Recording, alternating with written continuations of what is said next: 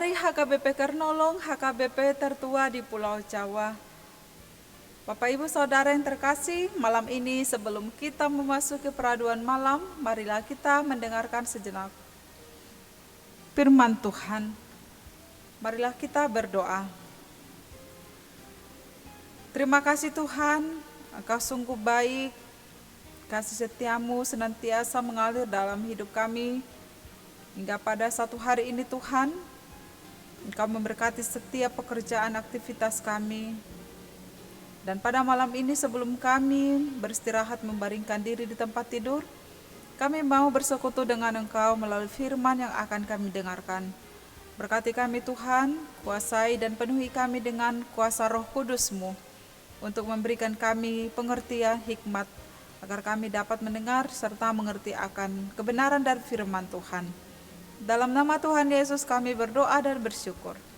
Amin.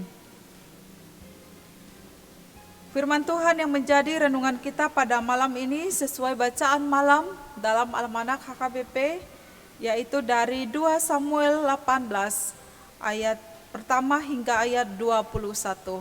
Dan ayat pembimbing renungan ayat 5, begini firman Tuhan.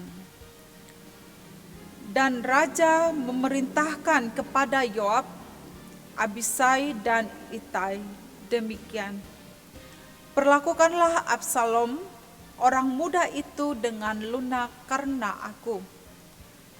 Dan seluruh tentara mendengar ketika raja memberi perintah itu kepada semua kepala pasukan mengenai Absalom. Demikian firman Tuhan. Tema renungan ini adalah Tuhan menyatakan keadilannya. Sahabat renungan malam Shalom, bagaimanapun juga janji Allah kepada Daud tidak berubah. Kerajaan Daud adalah kerajaan yang sah dan kerajaan yang tetap dikokohkan oleh Tuhan. Pada waktu Absalom menjadi musuh Daud sekalipun, Absalom yang adalah anak Daud sendiri, Absalom merebut tahta kerajaan dari ayahnya, sehingga rakyat banyak yang berbalik melawan Daud. Daud terancam mati karena dikejar-kejar oleh Absalom dan para pasukannya. Daud terpaksa melarikan diri dari istana karena putranya sendiri berusaha untuk membunuhnya dan memperoleh tahta. Daud menjadi seorang pelarian. Sebagai anak, Absalom juga melakukan perbuatan yang tidak baik di hadapan bangsa Israel, juga di hadapan ayahnya sendiri, Daud.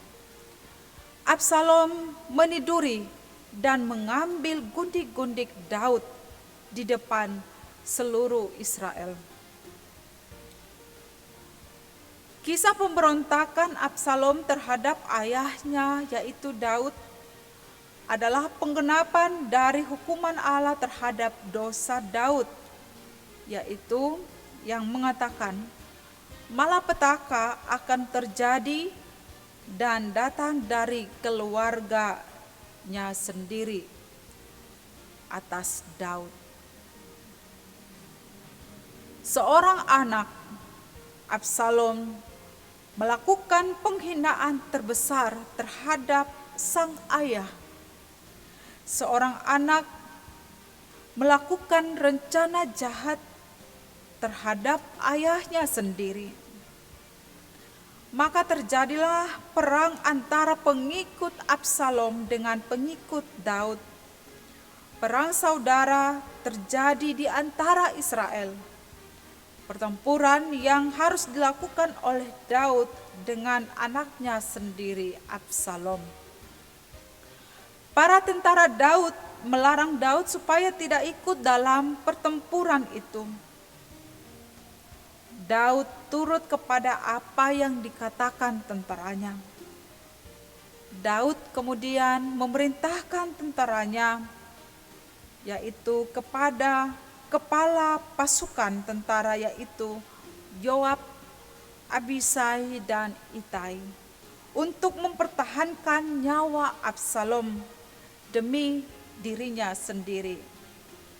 Ini adalah permintaan sang ayah supaya anaknya jangan dibunuh.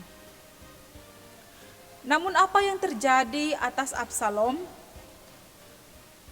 Suatu akhir yang tragis. Absalom tergantung pada pohon terbatin. Kepalanya tersangkut pada pohon. Lalu Yoab, kepala pasukan tentara, panglima tentara Daud, membunuh Absalom. Ditikamnya lembing ke dada Absalom. Hal itu dilakukannya demi Raja Daud dan demi kerajaan dalam pertempuran peperangan itu. Di satu sisi, kematian Absalom adalah hukuman dari Allah karena melakukan kejahatan dan pemberontakan kepada ayahnya sendiri. Absalom dengan berani menyerang orang yang diurapi oleh Allah. Tentulah Allah tidak membebaskan orang yang bersalah dari hukuman. Namun di sisi lain, sebagai seorang ayah, yaitu Daud, sekalipun dalam situasi ancaman dan pelarian dan dalam pertempuran perang antar saudara, ayah dan anak, ia tetap berusaha menjaga dan melindungi nyawa anaknya supaya tidak mati dalam pertempuran itu. Tetapi Absalom akhirnya mati. Kematiannya menyebabkan kesedihan dan kepedihan yang mendalam bagi Daud. Ia sedih karena anaknya terbunuh ketika sedang memberontak dan berbuat dosa. Sahabat renungan malam Shalom, mungkinkah ada anak yang berlaku seperti Absalom, melawan, memberontak, dan berusaha mengancam nyawa orang tuanya? Mungkinkah juga ada orang tua yang berlaku seperti Daud, yang menjaga keselamatan anaknya, sekalipun nyawanya sendiri terancam, dan ia sendiri menjadi musuh bagi anaknya? Sejahat-jahatnya Absalom, Daud tetap mengasihi anaknya. Dan ini merupakan sifat Tuhan yang dikenal oleh Daud. Tuhan adalah Allah penyayang dan pengasih. Tetapi Tuhan juga tidak membebaskan orang yang bersalah dari hukuman. Tuhan tidak membiarkan pemberontak dan yang melawan orang yang diurapinya menang oleh pemberontakannya. Tuhan akan membalaskan kejahatan yang dilakukan seseorang setimpal dengan kejahatannya. Setiap orang yang bersalah harus menerima dan menanggung hukuman bagi dirinya sendiri. Akan tetapi, pembalasan bukanlah hak manusia. Pembalasan adalah milik dan hak Tuhan sendiri. Karena itu, sekalipun kepada kita direncanakan segala kejahatan, baiklah kita menyerahkan jiwa kita kepada Tuhan dan kepada kehendak-Nya.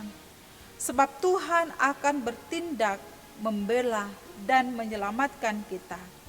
Tuhan akan menunjukkan keadilan-Nya. Amin. Mari kita berdoa.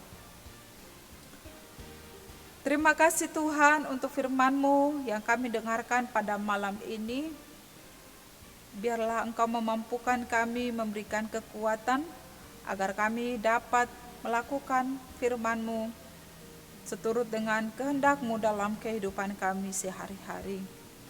Bapa di dalam sorga, pada saat ini kami mau beristirahat, membaringkan diri di tempat tidur. Berkati kami sepanjang malam ini Tuhan, dan pulihkan semangat kami, kekuatan kami, agar di esok pagi Engkau bangunkan kami dari tempat tidur. Kami boleh melakukan aktivitas kami. Kami beroleh kekuatan baru, semangat yang baru daripada Tuhan. Kami serahkan kehidupan kami, tubuh, jiwa, dan roh kami hanya ke dalam kuasa penyertaan-Mu. Dalam nama Tuhan Yesus kami berdoa dan bersyukur. Amin. Anugerah Tuhan Yesus Kristus, kasih setia Allah Bapa, dan persekutuan dengan Roh Kudus menyertai kita malam ini sampai selama-lamanya. Amin.